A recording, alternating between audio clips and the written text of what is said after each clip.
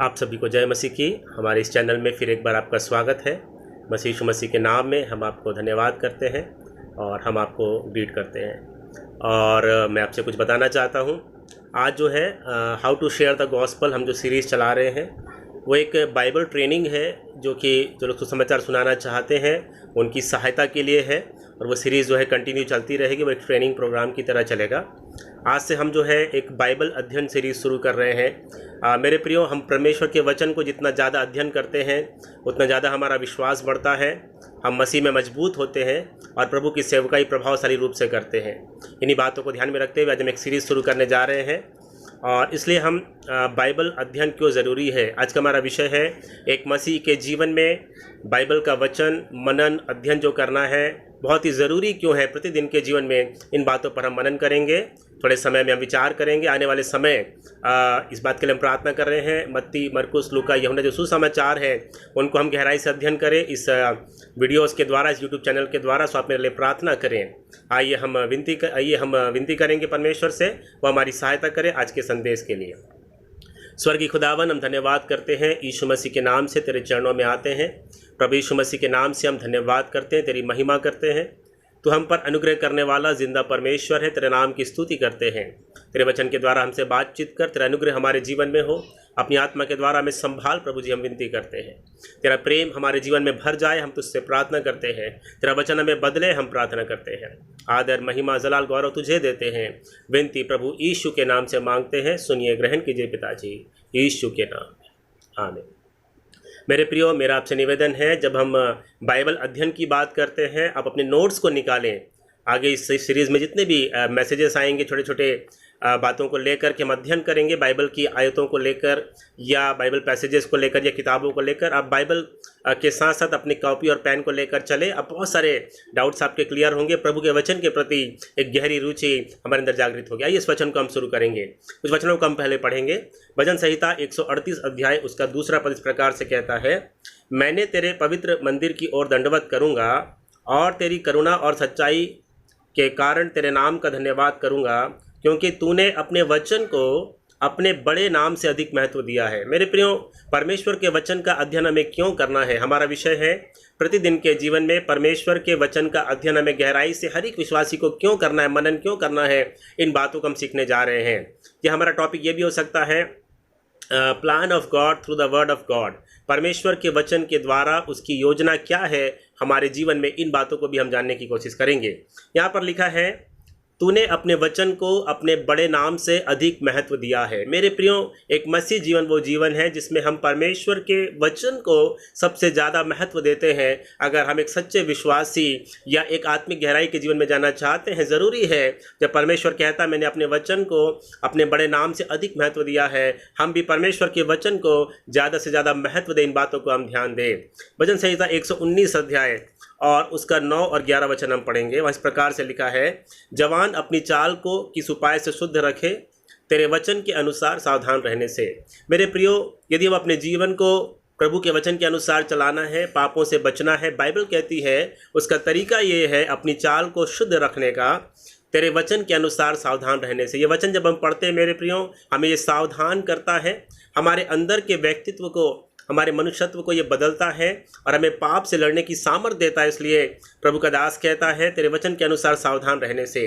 11 वचन इस प्रकार से कहता है, मैंने तेरे वचन को अपने हृदय में रख छोड़ा है कि तेरे विरुद्ध पाप ना करूं। प्रभु के वचन को मेरे प्रियो ना केवल हमें मनन करना है, ना केवल पढ़ना है, इसे अध्ययन करने के द्वारा, इसे मेमोराइज करने के द्वारा अपने हृदय में रख छोड़ा है और ये हमें पाप से बचाने में हमारी सहायता करता है। एक और वचन हम पढ़ेंगे, भजन 119 अध्याय उसका 130 वचन हम देखेंगे, तेरी बातों के खुलने से प्रकाश होता है, उससे भोले लोग समझ प्राप्त करते। मेरे प्रिय, हम जब प्रभु के वचन को खोलते हैं, एक प्रकाश हमारे जीवन में होता है, प्रभु की ज्योति हमारे जीवन में आती है और उससे हम लोग समझ को प्राप्त करते हैं। प्रभु की राहों में बढ़ने के लिए हम अनुग्रह को प्राप्त करते हैं, उस सामर्थ्य को प्राप्त करते हैं, हम समझ को प्राप्त करते हैं।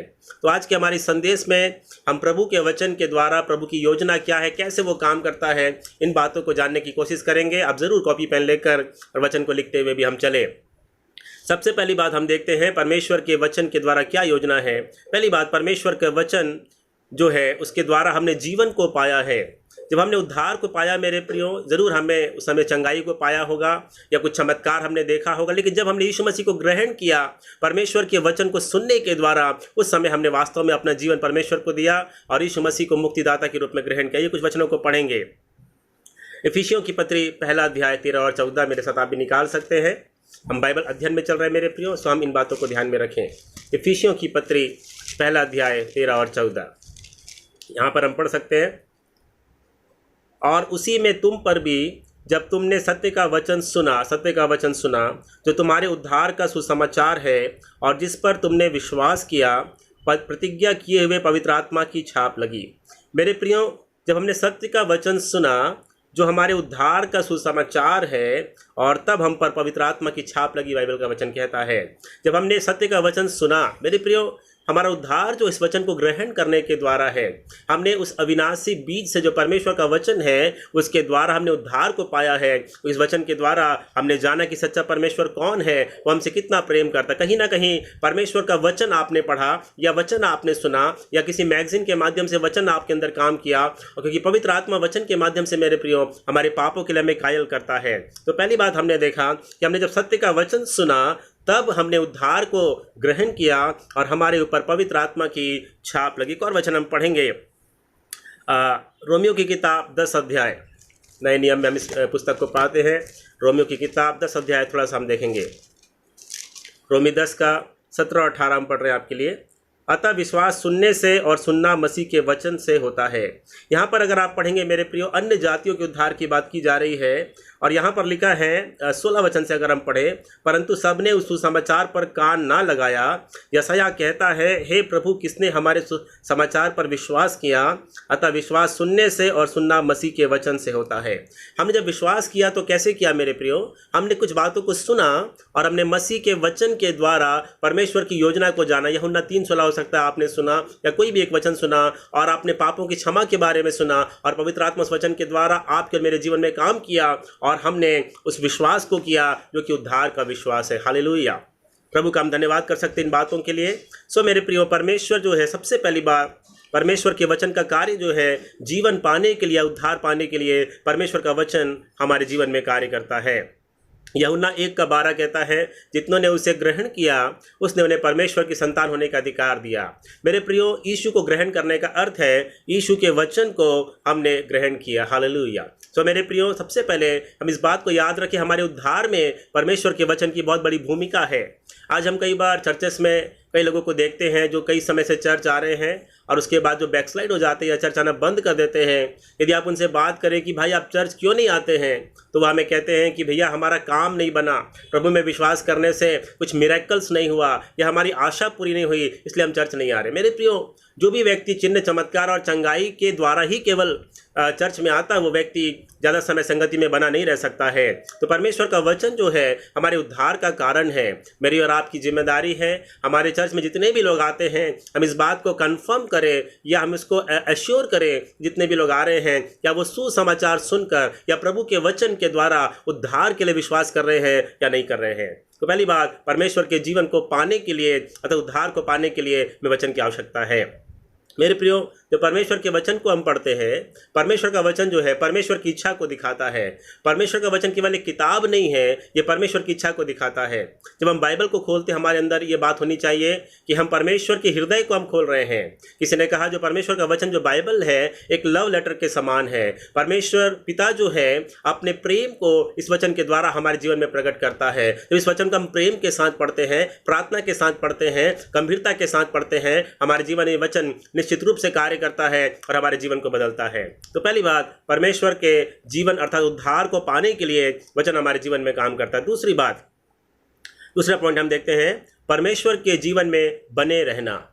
ना केवल उद्धार के लिए वचन हमें सहायता करता है, परमेश्वर के जीवन में बने रहने के लिए ये वचन हमें सहायता करता है।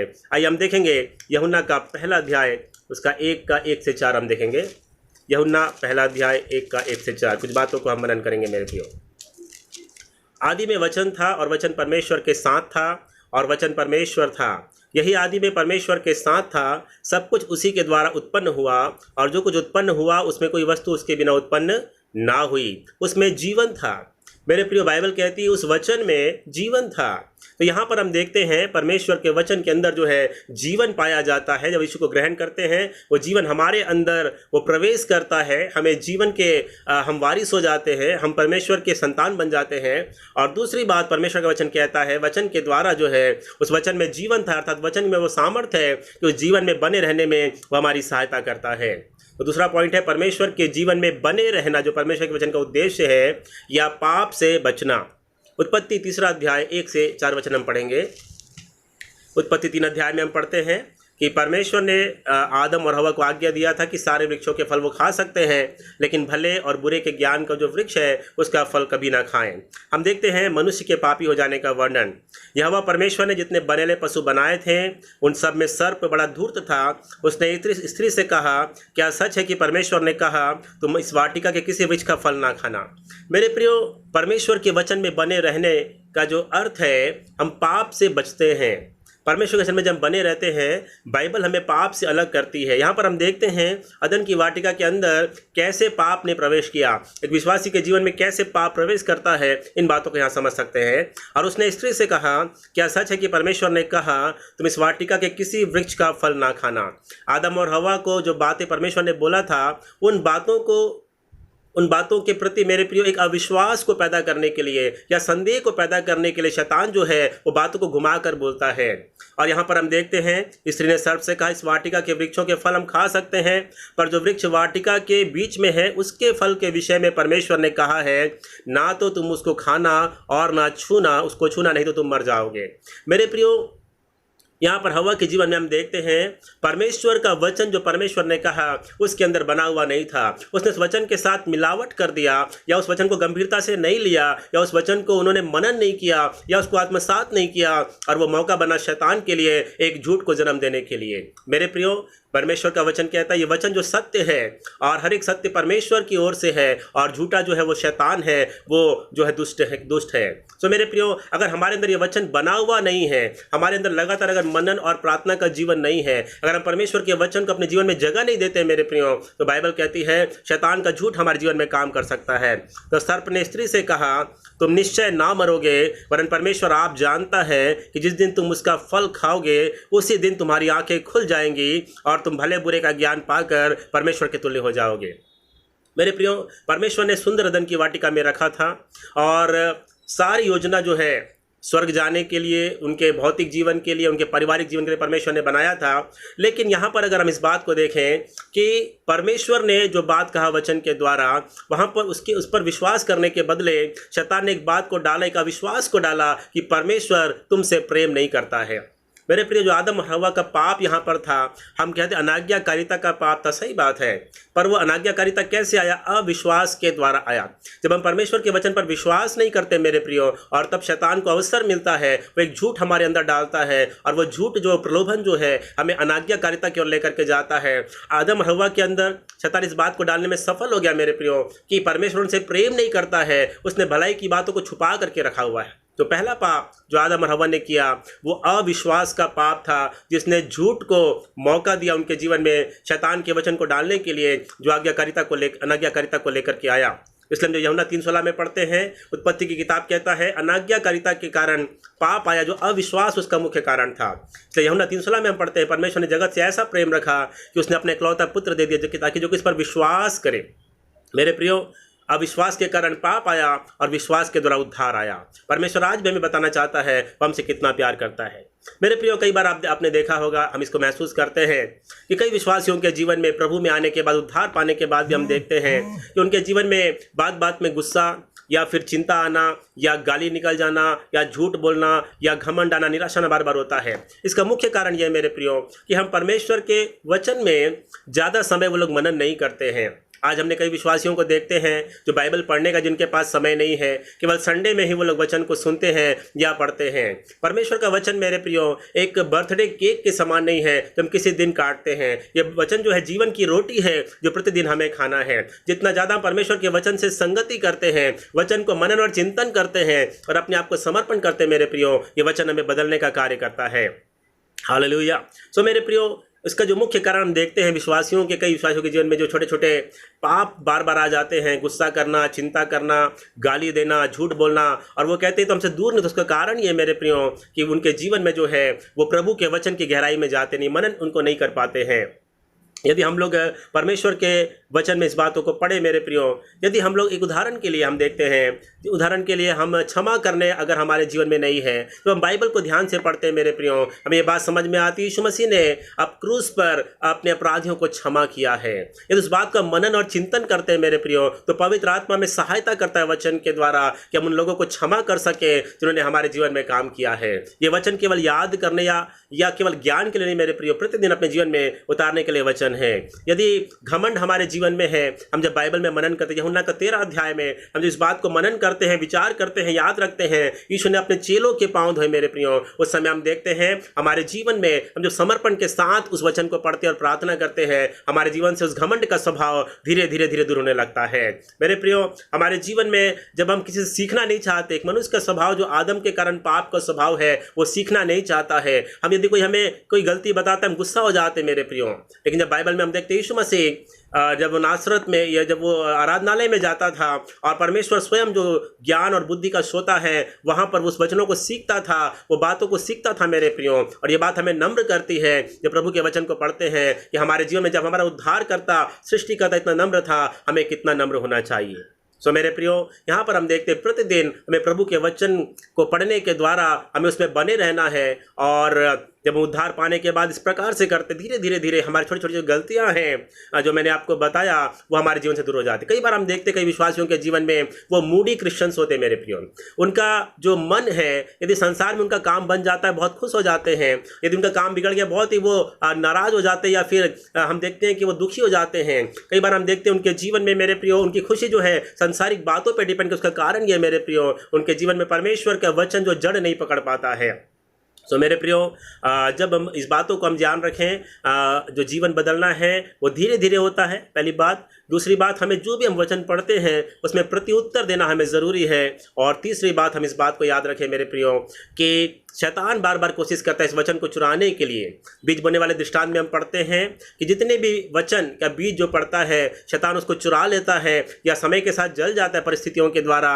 लेकिन मेरे प्रियो, जो व्यक्ति उस वचन को मनन करता है, उसको ग्रहण करता है और वो धीरज से फल लाता है, अच्छी भूमि के बारे में इस बात को हम पढ़ते हैं।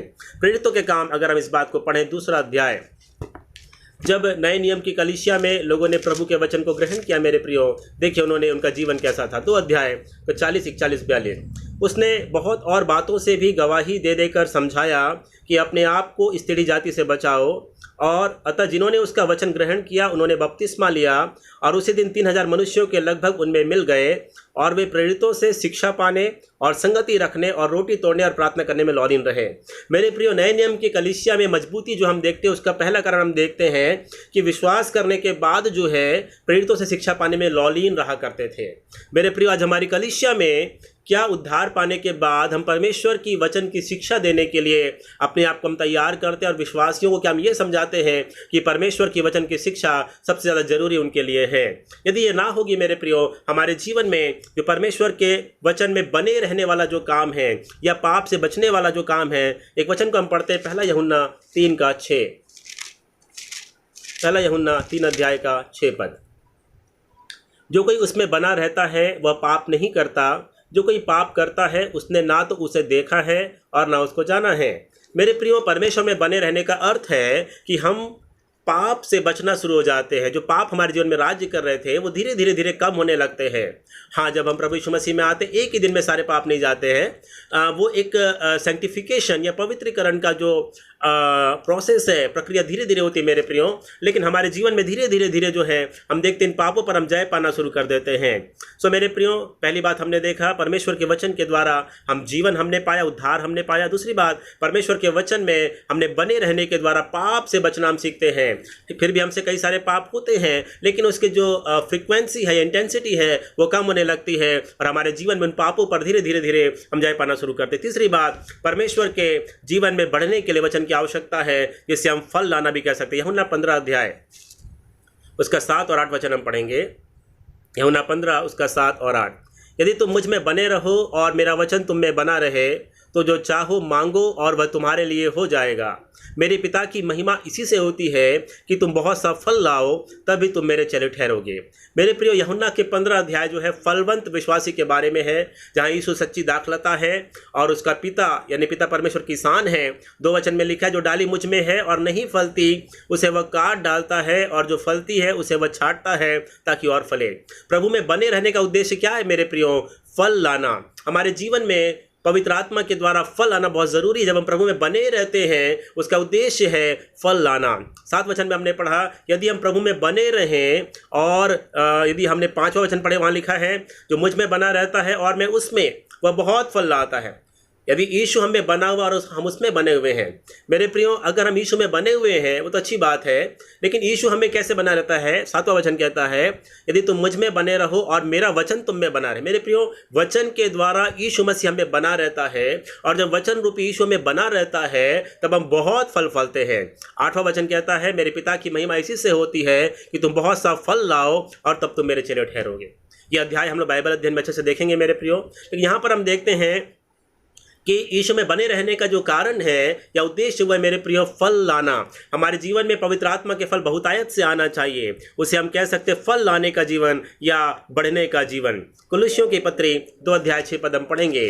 मेरे प्रियो, जो मसीह का जीवन है ना केवल प्रभु में बने रहने का जीवन है, लेकिन वो बढ़ने का जीवन है। कुलुस्सियों 2 उसका 6, अतः जैसे तुमने मसीह यीशु को प्रभु करके ग्रहण कर लिया है, वैसे ही उसी में चलते रहो और उसी में जड़ पकड़ते और बढ़ते जाओ, और जैसे तुम सिखाए गए वैसे ही विश्वास में दृढ़ होते जाओ और अधिकाधिक धन्यवाद करते रहो।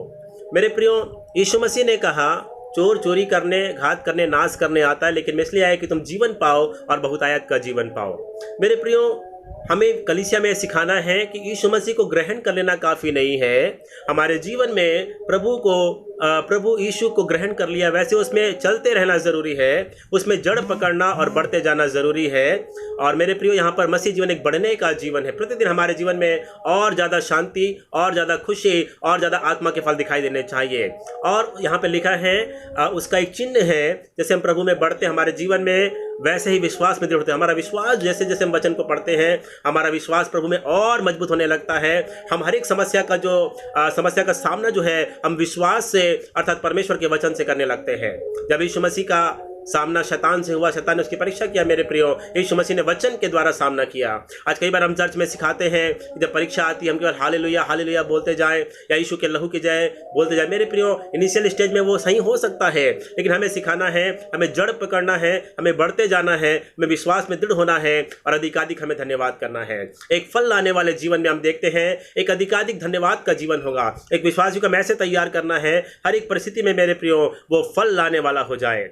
जब हम लोग धन्य वचन को पढ़ते हैं तो हम लोग वहाँ पर क्या देखते हैं मेरे प्रियो? वहाँ पर परमेश्वर के राज्य के जो अधिकारी है, जो वहाँ के जो उत्तराधिकारी है, उनके गुणों के बारे में देखते हैं। धन्य है वे जो मन के दीन है, क्योंकि स्वर्ग का राज्य उन्हीं का है। धन्य है वे जो नम्र है, वे पृथ्वी के अधिकारी होंगे। धन्य है वे जिनके मन शुद्ध है, क्योंकि वे परमेश्वर को देखेंगे। धन्य है वे जो दयावंत है, उन पर दया की जाएगी। सो मेरे प्रियो, जो तीसरा स्टेप परमेश्वर के वचन का जो उद्देश्य है या जो प्लान ऑफ गॉड है, वचन के द्वारा परमेश्वर के जीवन में बढ़ना है, अर्थात फल लाना है, अर्थात यीशु मसीह के स्वरूप और समानता में बढ़ने के लिए अपने आप को हमें तैयार करना है। नम्रता, दीनता, पवित्रता, पश्चाताप और सहने और लोगों को क्षमा करना, इन बातों का हमें सिखाना है। इसे हम कह सकते हैं एक चेला बनने का जीवन जो है, या एक चेलेपन में बढ़ने का जीवन, दुख उठाने का जीवन यहाँ से शुरू होता है मेरे प्रियो। तो तीसरी बात हमने देखा कि परमेश्वर का वचन के द्वारा ना केवल हमने उद्धार या जीवन को पाया है, परमेश्वर के वचन के द्वारा हम प्रभु में बने रहते हैं और पापों से हम बचना शुरू करते हैं। और तीसरी बात, परमेश्वर के वचन में बने रहने के द्वारा हम फल लाना शुरू करते हैं। एक बहुतायत का जीवन हमारे अंदर आता है, धन्य वचन हमारे अंदर आना शुरू होता है, एक चेला बनने का जो गुण हमारे अंदर आना शुरू होता है। हम चीज़ों के पीछे नहीं मेरे प्रियो, हम प्रभु के पीछे भागना शुरू करते हैं। जैसे जैसे हम प्रभु के वचन को गहराई में जानना शुरू करते हैं मेरे प्रियो, हम चीज़ों से हम हटना शुरू करते हैं। और प्रभु जो सृष्टि करता है, हम सृष्टि से हटकर, संसार की चीज़ों से हटकर हम प्रभु के प्रेम और प्रभु के चीज़ों के पीछे हम जाना शुरू करते हैं। और ये प्रभु में बढ़ने की एक निशानी है। एक और वचन हम पढ़ेंगे मेरे प्रियो, यूहन्ना 6 अध्याय उसका 63 पद। यूहन्ना का सुसमाचार 6वां अध्याय उसका 63 वचन। यूहन्ना 6 उसका 63 हम पढ़ेंगे।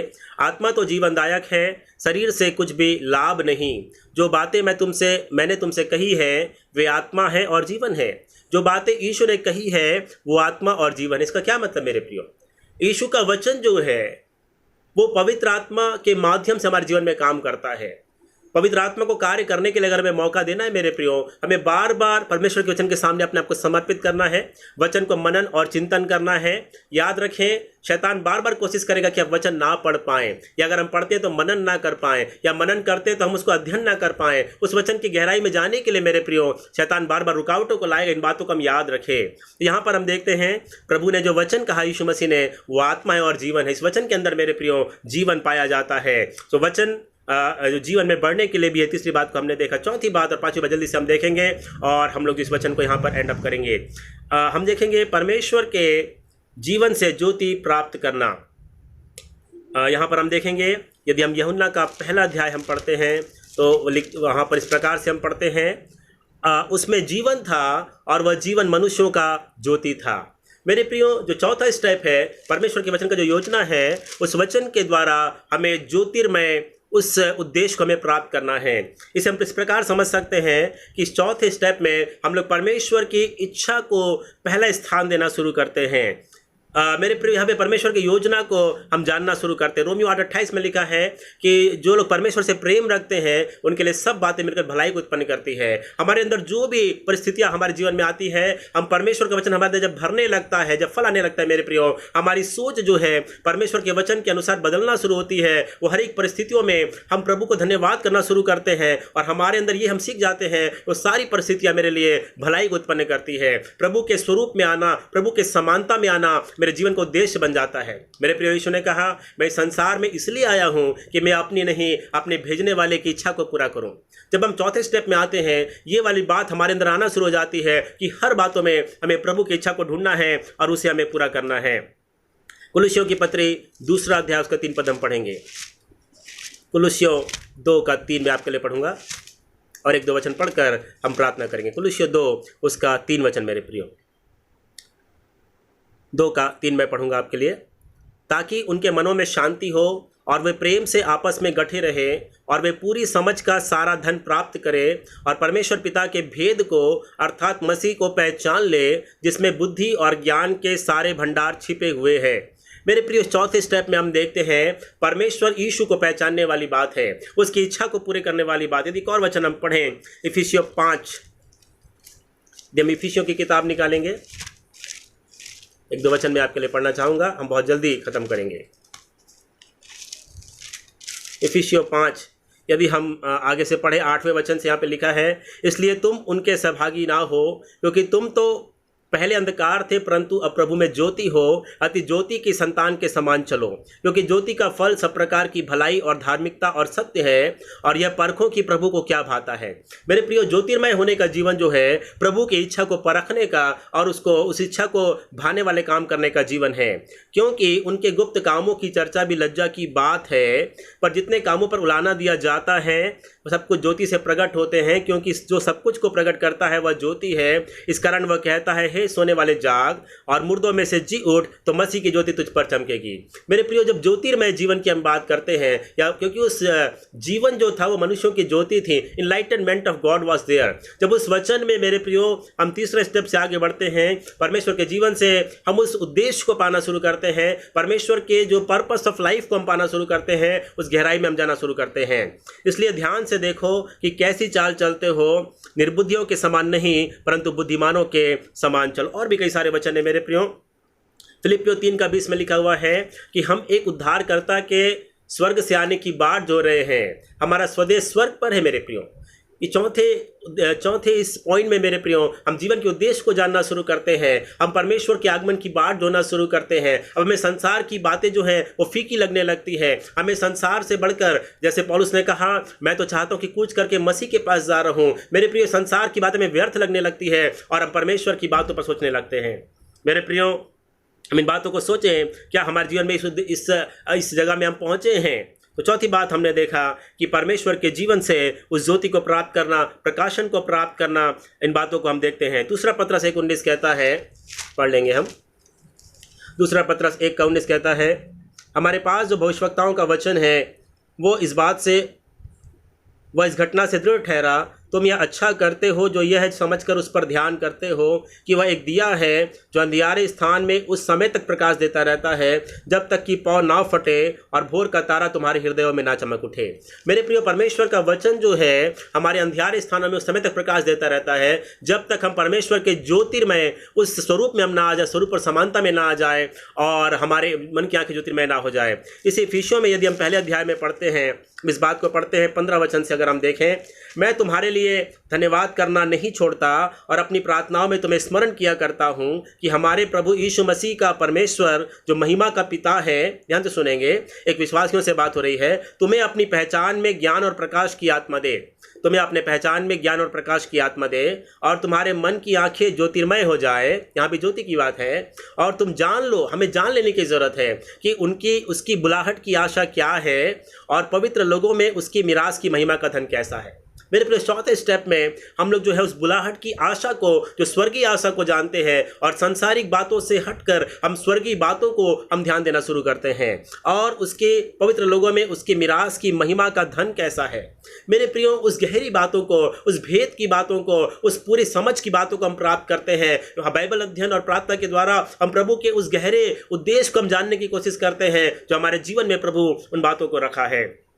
मेरे प्रियो, हम इन बातों को जाने कि चौथे स्टेप में परमेश्वर के जीवन से हम ज्योति को प्राप्त करते। पांचवी बात कहकर मैं खत्म करना चाहूँगा।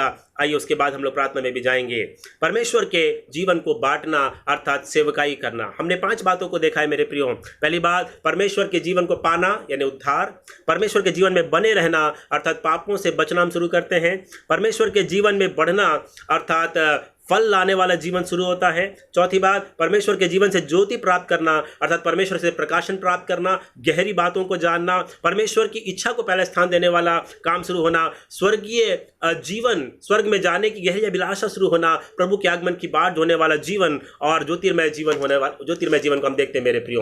और वहां पर इफिसियों में हमने देखा कि पौलुस प्रार्थना करता है, मैं प्रार्थना करता हूं कि तुम उस जीवन को प्राप्त करो कि उसकी बुलाहट की आशा को जानो।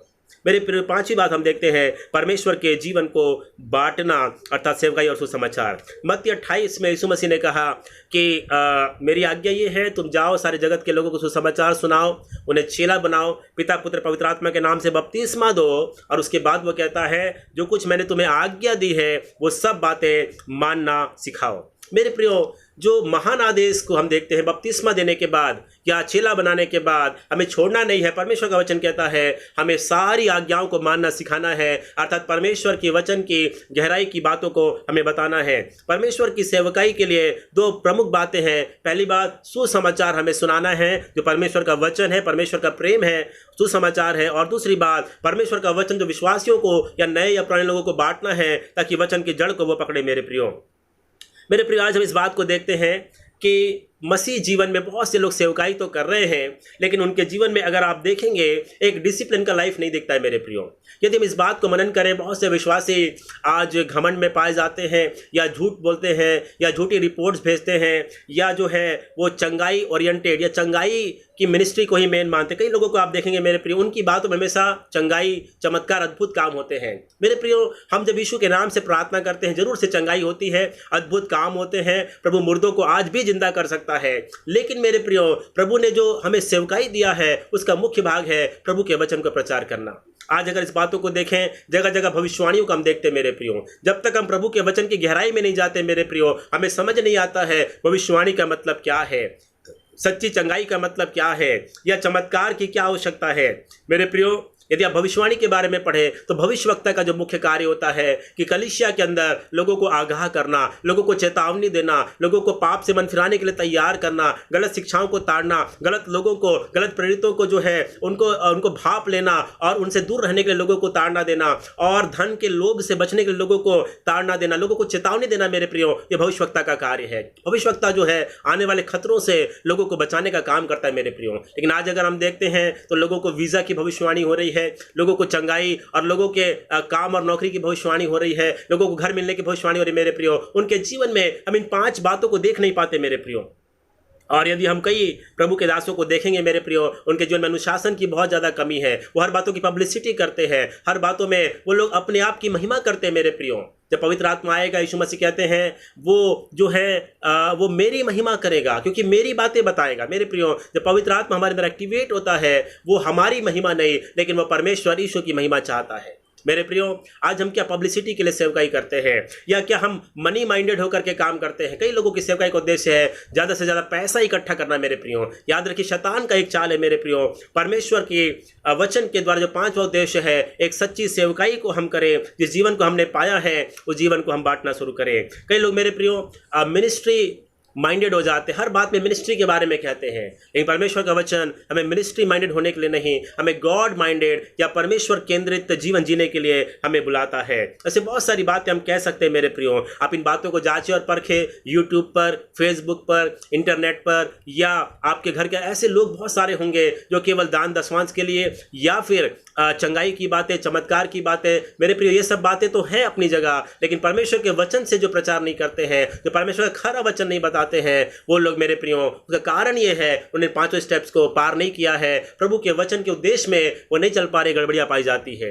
तो मेरे प्रियो, कलीसिया में जो गड़बड़ियां हैं, गलत सेवकाइयां हैं, गलत गवाहियां हैं, या परिवार में दिक्कतें हैं, आज एक पत्नी अपने पति के अधीन क्यों नहीं रह पाती है, या एक पति अपनी पत्नी से प्रेम क्यों नहीं कर पाता है, या विश्वासियों में आपस में झगड़े क्यों होते हैं, या सेवकाई में दिक्कतें क्यों होती है, क्यों दूसरों की सेवकाई से हम बैर करते हैं या हम लोग सह नहीं पाते मेरे प्रियो, उसका सबसे बड़ा कारण है कि परमेश्वर के वचन को हमने गहराई से मनन और चिंतन नहीं किया मेरे प्रियो। परमेश्वर का वचन, मैं फिर एक बार कहूंगा, हमें गहराई से मनन और चिंतन करना है, प्रतिदिन करना है, और हमें प्रति उत्तर देते हुए करना है। केवल हमें पढ़ना नहीं है बाइबल प्रचार करने के लिए, प्रतिदिन जो हमने पढ़ा है उसके प्रति अपने जीवन को हमें जांचना है, अपने आप को समर्पण करना है, एक प्रति उत्तर हमें देना है। तो मैंने आपको 5 बातें बताया, मैं कह के खत्म करना चाहूंगा मेरे प्रियो। पहली बात, परमेश्वर के वचन के द्वारा ही हमने जीवन पाया है। अगर आप चंगाई के द्वारा आप सोचते हैं कि लोगों को जीवन मिल जाएगा, एक शुरुआत हो सकती है मेरे प्रियो, पर परमेश्वर के वचन के पास उसे लेकर के आए, और वचन के द्वारा ही वो व्यक्ति के मन में परिवर्तन होगा, पवित्र आत्मा कायल करेगा, और वो व्यक्ति जीवन को, अर्थात उद्धार को और सच्चे पश्चाताप के द्वारा वो अनंत राज्य को वो प्राप्त करेगा। परमेश्वर के वचन के द्वारा ही हम प्रभु में बने रह सकते हैं। जरूरी है आपका हर एक विश्वासी जो है, और आप अगर विश्वासी आपके जीवन में जरूरी है, प्रतिदिन प्रभु के वचन को हमें पढ़ना है, परिस्थिति कोई भी क्यों ना हो। यीशु मसीह वचन है मेरे प्रियो। यदि हमें परमेश्वर को आदर करने के लिए परमेश्वर के वचन को आदर करना है, और वचन के द्वारा ही यीशु हमारे जीवन में कार्य करता है या हमारे जीवन में वास करना चाहता है। तो मेरे प्रियो, हम प्रभु में बने रहें, अर्थात हम लोग पापों से धीरे धीरे जो है वो दूर होना शुरू करें। और तीसरी बात, परमेश्वर के जीवन में बढ़ने के लिए, अर्थात फल लाने के लिए हमें और गहराई में जाने की आवश्यकता है, और परमेश्वर के सारे गुणों को हमें ग्रहण करना है। चौथी बात, हमने देखा परमेश्वर के जीवन से हमें ज्योति को पाना है, अर्थात गहरे प्रकाशनों को पाना है, स्वयं बाइबल अध्ययन करना है, परमेश्वर की इच्छा को हमको जानना है। मैं इस दुनिया में इसलिए आया, अपनी इच्छा नहीं, परमेश्वर की इच्छा को मैं पूरा करूं। मेरे प्रियो, हमारे जीवन में परमेश्वर के जो उद्देश्य को हम पाने पाते हैं, उस बुलाहट की आशा को हम प्राप्त करते हैं, उस गहरी बातों को और अनंत जीवन के उस गहराई को हम जानना शुरू करते हैं। और 5वीं बात हम देखते हैं, परमेश्वर के जीवन को जैसा यीशु मसीह ने हम बांटना शुरू करते हैं। मत्ती 7:21 और 22 में लिखा हुआ है, उस दिन बहुत से लोग मुझसे कहेंगे, क्या हमने तेरे नाम से भविष्यवाणी नहीं की, क्या हमने तेरे नाम से दुष्ट आत्माओं को नहीं निकाला, क्या आवाज से अचंभे के काम नहीं किए। प्रभु यीशु मसीह कहता है, मैं उनसे खुलकर कह दूंगा, हे कुकर्म करने वालों, मैंने तुम्हें कभी भी नहीं जाना। मेरे प्रियो, ये वचन हमारे जीवन से परमेश्वर से हमारे जीवन के संबंध को जोड़ करके रखता है। हाँ, हमसे गलतियां हो जाती है, कई बार हम पाप में गिर जाते हैं, लेकिन मेरे प्रियो, हम तुरंत पश्चाताप करके परमेश्वर के पास आए। मेरी प्रार्थना इस वचन के द्वारा, वचनों का आप नोट करें, आप प्रार्थना करें, अपनी कलीसिया को बताएं। यदि एक परिपक्व कलीसिया, यदि एक मजबूत विश्वासी, परमेश्वर के प्रिय बालक हमको बनना है, प्रभु के आगमन में हमें शरीक होना है मेरे प्रियो, इन 5 बातों में आगे बढ़े। हम ऊपरी तौर पर ना चले, केवल चिन्ह, चमत्कार, चंगाई, अद्भुत बातों की गवाही देकर हम खत्म ना करें। जब नए नियम के कलीसिया में देखते हैं मेरे प्रियो, इस प्रकार की गवाहियां नहीं होती थी कि मेरा सर दर्द ठीक हो गया, मेरा पैर दर्द ठीक हो गया। वहां पर प्रभु यीशु मसीह के जी उठने की गवाही होती थी मेरे प्रियो। आज हम लोग जो हैं, हमारा जीवन धन में बहुत ज्यादा गड़ा हुआ है मेरे प्रियो। हमारी आंखें जो है वो स्वर्गीय बातों में नहीं लगी हुई है। आज हमारे बात में हम केवल, कई लोगों को हमने देखा है कि वो केवल सांसारिक आशीषों को ही सब कुछ समझते हैं। मेरे प्रियो, इन बातों को सोचें, विश्वास करें, हम प्रार्थना करें, प्रभु के वचन में मनन करें। जो जीवन है, याद रखें, शैतान बार बार कोशिश करता है प्रभु के वचन से दूर करने के लिए। इस संदेश के द्वारा मेरी प्रार्थना है हम सब प्रभु के वचन की गहराई में जाएं, इन 5 स्टेप्स को हम पार करें और एक बहुतायत का जीवन जो यीशु मसीह देने आया है हम उसे प्राप्त करें। मेरा विश्वास है ज़रूर से प्रभु ने आपको आशीष दिया है। आप मेरे परिवार के लिए प्रार्थना करें। आने वाले समय में हम मत्ती का सुसमाचार शुरू करना चाहते हैं, बाइबल स्टडी हम शुरू करना चाहते हैं। आप जब भी इस बात में शामिल हो आप कॉपी पेन लेकर के आप शुरू करें और हम गहराई की बातों को सीखने की कोशिश करेंगे। साथ ही साथ how to share the gospel जो है वो कंटिन्यू चलेगा एक ट्रेनिंग प्रोग्राम के रूप में। उसमें कई सारी योजनाएं हैं, आने वाले समय में आपको बताया जाएगा। आप ज़रूर से मेरे लिए प्रार्थना करें। इससे यदि आपको पसंद आता है लाइक शेयर सब्सक्राइब ज़रूर करें और प्रभु की महिमा इसके द्वारा आपके द्वारा मेरे जीवन के द्वारा होने पाए। प्रभु आपको आशीष दे। आमीन।